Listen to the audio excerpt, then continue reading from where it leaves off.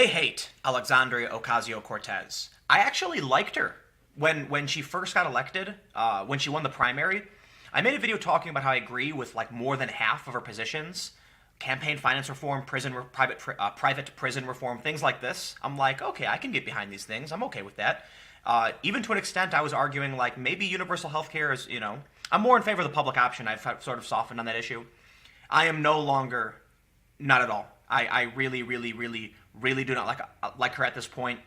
And the Democrats don't like her. They want to get rid of her. And we're looking at really, this is really crazy, actually. First of all, I can't stress this enough. I talk about it all the time. She didn't win the way you'd expect her to win. She did what's called primarying, okay? She's talked about this.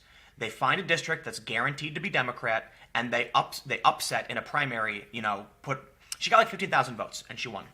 Democrats are threatening to do the same thing to her.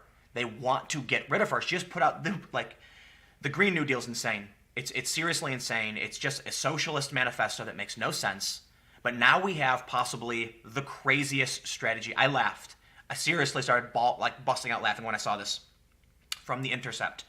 New York Democrats could eliminate Ocasio-Cortez's district after 2020. They figured out a way to get rid of her. Eliminate her district. Wow. I'm assuming maybe they'll split it up. I don't know, but this is really interesting. Let's read The Intercept. I think The Intercept likes her, but, we'll read it. They say Cortez is prepared for the possibility that Democrats in New York could redraw her district after the 2020 election. She told The Intercept in an interview. Following the 2020 census, every state will draw new district boundaries to reflect changes in the population, the political implications of which will stretch for at least the next decade. In 2014, New York approved a constitutional amendment establishing a nonpartisan redistricting commission, which is set to take over the redistricting process starting in 2020. The 10-member commission, meant to be independent from the legislature, is made up of individuals selected by leaders from the state Senate and Assembly, and the original 8 members pick 2 additional members.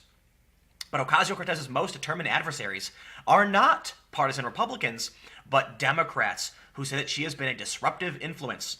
The Hill recently reported that at least one member of Congress has been urging New York party leaders to recruit a Democratic primary challenger to Ocasio-Cortez. But the news led to a surge of donations to Ocasio-Cortez, suggesting that a more efficient means of ousting her might be simply to eliminate her district. But here's the thing. She's become a superstar. Millions of followers. I think she could potentially run for, this is tough. She's got so much influence that when it comes to a primary, she might just win. The reason she beat Joe Crowley, which effectively made her a congressperson, even she was saying it. This is what's really, in my opinion, it's kind of terrifying. After the primary, she said, I've been elected. No. You won a primary. That means you've won the nomination from your party. You haven't been elected to anything. But they knew her district was so overwhelmingly blue, there's no way she could lose. In fact, I don't even think she really had any opponents. So getting rid of her district could certainly be one way to go about it. But she's got, 2.6 million Twitter followers now? So if they try to primary her, that's what it's called, where they put up a primary challenge, she's got way too much influence. People in her district will probably show up in droves because she's a celebrity at this point. They'll vote for her just because they heard her name. It doesn't matter what party she's on at this point. In fact, if in 2020 she could leave the Democratic Party and run for probably any third party and still potentially beat any other congressperson because she's that famous. But here's the thing. I'm not entirely sure she could win, though. I want to say her celebrity will provide for her. But she's so far left, putting out these ridiculous bills that sound insane. She might get some activists, but I think regular people are probably going, what? What are you proposing? This is nuts. Now, I will say, activists in the media are certainly propping her up, putting out favorable pieces clipped out of context and things like that. Conservatives are doing the opposite, but all doesn't make her more famous. But let's read on.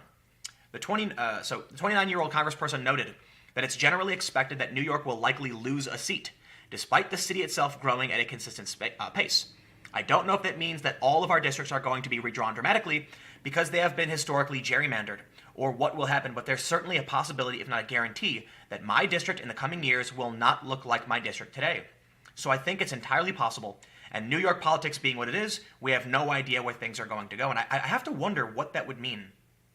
She's still going to live in New York. she's still going to be in a congressional district. They can't just erase her. But if they get rid of her district and then merge it with, like, say, 2 others, it gets bigger or something like that, there may be a different incumbent. She may be challenging another Democrat. But I have to imagine she'd still win against another Democrat. Do you agree? I don't understand how they could just get rid of her by doing this. New York politics are famously insular, with a tight circle controlling major decision-making for years. That began to shift in 2018, not just with Ocasio-Cortez's victory, but also wins from a number of insurgent candidates against Democrats who had caucused with Republicans in the state Senate. Ocasio-Cortez, during a podcast interview with The Intercept, was joined by former North Carolina Rep. Brad Miller, who earned his former status as a result of statewide redistricting that eliminated his seat in 2012. The 2010 Tea Party wave handed control of the legislature to Republicans who drew him out of the district. He decided not to run for re-election. So Cortez could simply run for re-election. I'm assuming she's going to run for re-election no matter what. So he told The Intercept that his work on the House Financial Services Committee, taking on powerful banks, probably played a role in the redistricting. And Republicans, it turned out, did not value my service. And they divided my district 6 different ways, and there was no one piece that was really recognizably the old district. And also, it was true on the Democratic side, he said, noting that his own party leaders weren't thrilled with his work in a state dominated by financial interests such as Bank of America. These are reasons why I initially liked Cortez. I don't like the fact that massive banks and corporations have the ability to influence our politics to such a degree that you can literally remove a politician through redistricting. So when Cortez comes in and says campaign finance reform is important, I say, absolutely, I'm listening. And then she goes and introduces insane socialist policy that can't be implemented, that wants to eventually weed out air travel. Like, wait, hold on. What? No, I'm sorry. I'm not going to support that. So who then do I? The question after is, who then do I vote for?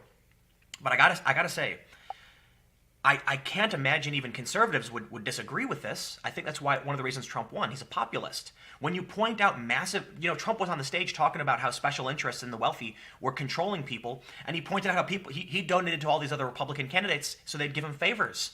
People like that. I think we're all in agreement. We need to do something about this overarching political power wielded by people who are too wealthy, or corporations, and special interests, and foreign governments. Absolutely. But that doesn't mean I'm going to support Cortez. I'm sorry. I think redistricting her, I don't understand how that works. That's just me, I guess. I don't believe that's right. But I do believe she needs to be challenged. I also believe she may still win. I mean, I don't know. But let's read on. Miller, however, did not have Ocasio-Cortez's national profile, suggesting that the lesson may be that if you're going to be a problem for party bosses, it's better to be a huge problem than a medium-sized irritation.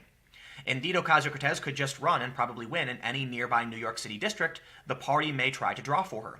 She noted that when it comes to future redistricting, she's in a unique situation because her name recognition is so strong that even when I won my primary in New York, we won like a third ballot, a third-party primary in a different congressional district the same day. And that was in November 2018, before an endless media cycle that has been all Ocasio-Cortez all the time, including this video from me, which only boosts her name recognition. But I gotta say, though, Cynthia Nixon, who was running as a progressive for the governorship in New York, lost. By a decent amount, I believe. I'm not entirely sure, but Cuomo won as a more moderate. I'm not sure she could win on a larger scale. The only reason she won, in my opinion, is because she had support from progressive activists, and moderate Democrats, the politically uninitiated, just didn't really care to come out and vote, except when it came to the general election. So in the primary, she was able to sweep. I don't know if she could win a primary because you have very energized activists who will come out in huge numbers. You don't have that for your moderate your moderate Democrat voter. So it's likely that, even though Democrats want more moderate policy, they probably don't want it enough to come out and vote in a primary or to know about the primary in the first place, and that served her really well. Another reason not to target Ocasio-Cortez would be Chuck Schumer. The Democratic Senate Minority Leader and major player in New York politics is up for re-election in 2022. The commission redrawing the lines may be technically independent, but Schumer's power is no secret. If Ocasio-Cortez were gerrymandered out of the House, she'd need something new to do, and primarying Schumer would be an obvious option on the table. I don't think she'd win Senate.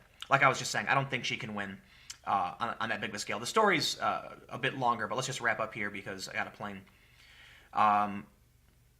So far, an effort to primary Ocasio-Cortez, however, isn't going well. The Daily Caller followed up on the article in The Hill and spoke to New York Democratic consultant Hank Scheinkopf, who said 3 names were being floated around as potential challengers to Cortez: Jimmy Van Bramer, Julia Salazar, and Catalina Cruz. The Daily Caller is trash. 1. I would never primary AOC, even if I lived in her district, which I do not. I have no intentions of ever running for Congress. Who on earth calls Jimmy Van Bramer James? Salazar had tweeted. Van Bramer tweeted, "This whole thing is crazy. I'm kind of loving having AOC as my Congress member. I'm not taking her on. I'm backing her up."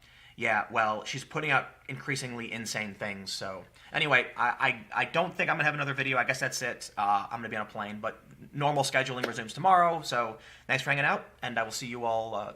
I'll see you all next time.